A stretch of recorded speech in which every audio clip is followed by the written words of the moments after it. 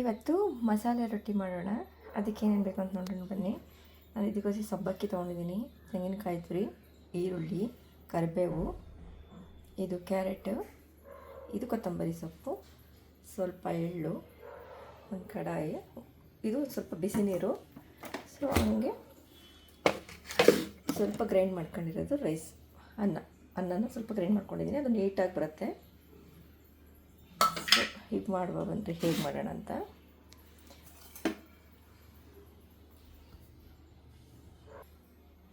ಅಕ್ಕಿ ಹಿಟ್ಟು ತೊಗೊಂಡಿದ್ದೀನಿ, ಅದಕ್ಕೆ ಈಗೆಲ್ಲ ಒಂದೊಂದೇ ಹಾಕೊಳ್ಳೋಣ.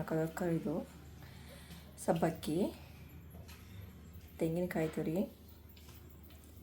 ಕ್ಯಾರೆಟು, ಕೊತ್ತಂಬರಿ ಸೊಪ್ಪು, ಕರಿಬೇವು, ಈರುಳ್ಳಿ ಎಲ್ಲ ಒಟ್ಟಿಗೆ ಹಾಕ್ಕೊಬಿಡೋಣ. ನಾನು ಒಂದು ಖಾರಕ್ಕೆ ಅಂತ 2 ಹಸಿಮೆಣಸಿನ್ಕಾಯಿ ಹಾಕ್ಕೊಂಡಿದ್ದೀನಿ. ಈಗ ಸ್ವಲ್ಪ ರುಚಿ ತಕ್ಕಷ್ಟು ಉಪ್ಪು ಹಾಕೊಳ್ಳೋಣ. ಉಪ್ಪು, ಇದು ಎಳ್ಳು ತುಂಬ ಚೆನ್ನಾಗಿರುತ್ತೆ, ಎಳ್ಳು ಹಾಕ್ಕೊಂಡ್ರೆ ನೀವು ಬೇಕಾದ್ರೆ ಹಾಕ್ಕೋಬೋದು, ನಂದ್ರಿಲ್ಲ ಎಳ್ಳು. ಸ್ವಲ್ಪ ರುಬ್ಬಿಟ್ಕೊಂಡಿರೋದು ಅನ್ನ, ಇಷ್ಟು ಹಾಕಿ ಮಿಕ್ಸ್ ಮಾಡ್ಕೊಳ್ಳೋಣ. ಸ್ವಲ್ಪ ಬಿಸಿ ನೀರು ಹಾಕ್ಕೊಂಡು ಮಾಡ್ಕೊಳ್ಳೋಣ. ನೋಡಿ, ಸ್ವಲ್ಪ ಬಿಸಿ ನೀರು ಹಾಕೋತಾ ಇದ್ದೀನಿ, ಸ್ವಲ್ಪನೇ ಸಾಕು. ರೈಸ್ ಅನ್ನ ಹಾಕ್ಕೊಂಡಿರೋದ್ರಿಂದ ಸ್ವಲ್ಪನೇ ಸಾಕು. ನೀಟಾಗಿ ಮಿಕ್ಸ್ ಮಾಡ್ಕೊಳ್ಳೋಣ. ತುಂಬ ಚೆನ್ನಾಗಿ ಬರುತ್ತೆ, ನೀವು ಒಂದ್ಸಲ ಟ್ರೈ ಮಾಡ್ಕೊಳ್ಳಿ. ಸಿಂಪಲ್ಲು, ಇದೆಲ್ಲ ಕಟ್ ಮಾಡಿ ಇಟ್ಕೊಂಡ್ರೆ ಬೇಗನೆ ಮಾಡ್ಬೋದು. ಸೊ ಈಗೆಲ್ಲ ನೀಟಾಗಿ ಮಿಕ್ಸ್ ಮಾಡಿಕೊಂಡು ನಾನೊಂದು ರೊಟ್ಟಿ ಮಾಡಿ ತೋರಿಸ್ತೀನಿ ನೋಡಿ. ಎಷ್ಟು ನೀಟಾಗಿ ಬಂದು ಮಾಡ್ಕೊಂಡಿದ್ದೀನಿ. ಸೊ ಇವಾಗ ನಮಗೆ ಎಷ್ಟು ಗಾತ್ರ ಬೇಕು ಉಂಡೆ ಅಷ್ಟು ಗಾತ್ರ ತಗೊಂಡು ಅದನ್ನು ನೀಟಾಗೆಲ್ಲ ಮಿಕ್ಸ್ ಮಾಡ್ಕೊಳ್ಳೋಣ. ಸ್ವಲ್ಪ ಗಟ್ಟಿಗೂ ಬೇಡ, ಸ್ವಲ್ಪ ಇದಕ್ಕೂ ತೆಳ್ಳಗೂ ಬೇಡ, ಯಾಕಂದರೆ ಇದು ಆಮೇಲೆ ನೀರು ಬಿಟ್ಕೊಳ್ಳುತ್ತೆ. ಸೊ ಹಾಗಾಗಿ ಇಷ್ಟು ನಮಗೆ ಎಷ್ಟು ಗಾತ್ರ ಬೇಕು ಅಷ್ಟು ಗಾತ್ರ ತಗೊಂಡು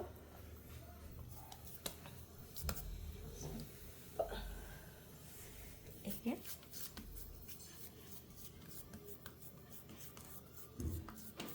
ತೆಂಗಿನಕಾಯಿ ಚಟ್ನಿ ಜೊತೆಗೆ ತುಂಬ ಚೆನ್ನಾಗಿರುತ್ತೆ ಇದು.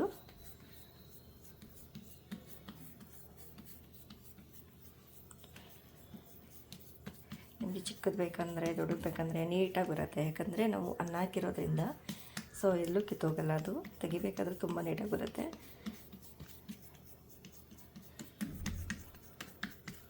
ಇದಕ್ಕಂತೂ ನಾವು ಎಲ್ಲ ಹಾಕಿರೋದ್ರಿಂದ, ಹಸಿಮೆಣ್ಸಿನ್ಕಾಯಿ ಎಲ್ಲ ಹಾಕಿದ್ದೀವಲ್ಲ, ಅದರಿಂದ ಚಟ್ನಿನೂ ಬೇಡ, ಹಾಗೆ ತಿನ್ಕೋಬೋದು. ನಮ್ಮ ಮಕ್ಕಳಿಗಂತೂ ತುಪ್ಪದಲ್ಲಿ ಹಾಗೆ ತಿನ್ನೋಕ್ಕೆ ತುಂಬ ಇಷ್ಟಪಡ್ತಾರೆ. ಸೊ ಇದನ್ನು ಈಗ ತವ ಕಾದಿದೆ ಹಾಕಿ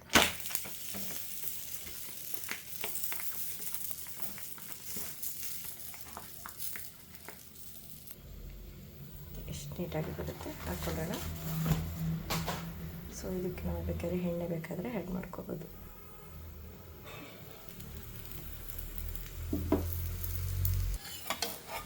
ಬೆಂದಿದೆ, ಅದನ್ನು ಮಚ್ಚ ಹಾಕ್ಕೊಳ್ಳೋಣ.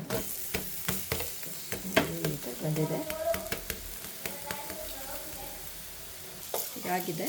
ಇದನ್ನು ಈಗ ಸರ್ವ್ ಮಾಡೋಣ. ಇದಕ್ಕೆ ಸಾಂಬಾರು ಜೊತೆಗೆ ತುಂಬ ಚೆನ್ನಾಗಿರುತ್ತೆ. ನಾನು ಸಾಂಬಾರು ಮಾಡಿದ್ದೀನಿ, ಇದಕ್ಕೆ ಸಾಂಬಾರ್ದು ಒಂದಿನ ಮಾಡಾಕ್ತೀನಿ.